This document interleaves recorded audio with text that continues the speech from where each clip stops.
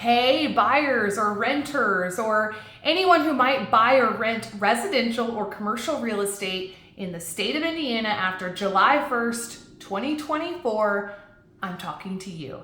All right, beginning July 1st, all real estate licensees in the state of Indiana are required by law to formalize their relationship with their buyers and tenants through number one, a written agreement that number two has a definite date of expiration. What is this? This is a signed buyer-tenant exclusive agency contract. And this requirement is identical to perhaps what a seller would sign with the listing agent that they hire to sell their home. Indiana now joins 19 other states that currently require written buyer representation agreements. And this, again, as I mentioned, is for both residential and commercial real estate. So when should a buyer sign the exclusive buyer agency agreement or the buyer's exclusive agency contract? Really, there is no set time that a buyer must sign according to Indiana's new buyer agency agreement law, but the National Association of Realtors settlement agreement proposes this required written agreement be executed with buyers before touring or showing a home. Whew, okay.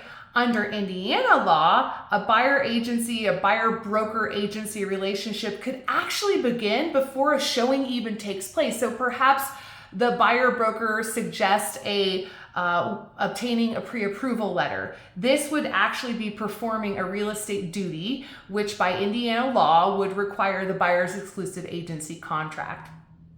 So, how much do I have to pay a buyer broker? Well, the amount of compensation in the buyer agency agreement must be definite. It cannot be open-ended. So it's a fee that's going to be agreed upon by you and the buyer broker at the time of executing the buyer's exclusive agency contract. So the next question is, how long am I committed to the buyer broker that I've hired once I sign this contract?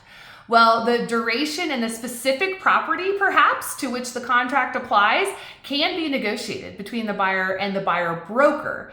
But perhaps after seeing one specific property, you decide you like this person, you want to continue working together, you can modify the contract, you can amend the contract to the terms that are favorable to both parties, both the buyer and the buyer broker. What if I can't afford a buyer broker? This is a common question that we're hearing over and over. So the buyer's exclusive agency contract is a financial obligation that is triggered by the purchase of property due at closing, okay? The buyer broker may negotiate the seller's payment of the buyer's closing costs. We've seen that in years past, which could include the buyer's exclusive agency contract. The buyer has to request payment of this contractual obligation, likely as part of their purchase agreement that they're giving to the seller that's being negotiated. Well, what if I don't want to sign a buyer's exclusive agency contract? Well, here's the deal. No one can force you to sign this contract. However, MLS policy will require that buyer brokers enter into written agreements with their buyers before touring a property. So if unsigned, a buyer's access to properties will be limited. And as we know in the state of Indiana, this is in fact a state law effective July 1st, 2024.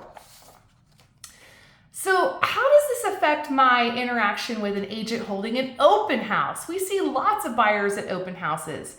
Well, if a listing broker is holding an open house and potential buyers come into the open house, they're customers. The listing broker's agency relationship is with that seller. But if a buyer would approach the listing broker and would like that broker to represent them, maybe making an offer on the property that's being held open, or asking to see the home again privately, the buyer and the broker would need to execute the buyer's exclusive agency contract. And additionally, in this particular scenario, when we're talking about a listing agent showing a buyer their own listing, then a limited agency agreement would also need to be executed as the broker is a limited agent on the listing as well. So can a realtor provide unrepresented buyers the Indiana Association of Realtor forms to make their offer? Here's the form, fill it out. Actually, no. Unrepresented buyers must use their own legal forms to submit an offer.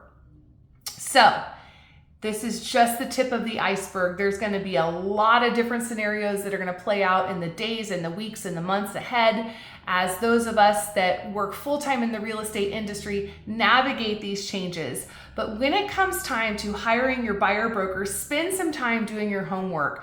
Find out the services that that broker is going to provide to you for the cost of their professional fee. I'm Stacy Grove with the Russell Company, and I would love to answer these or any other questions you have about all the upcoming changes. We're learning alongside one another, and we're here to help you. Hope you have a great day.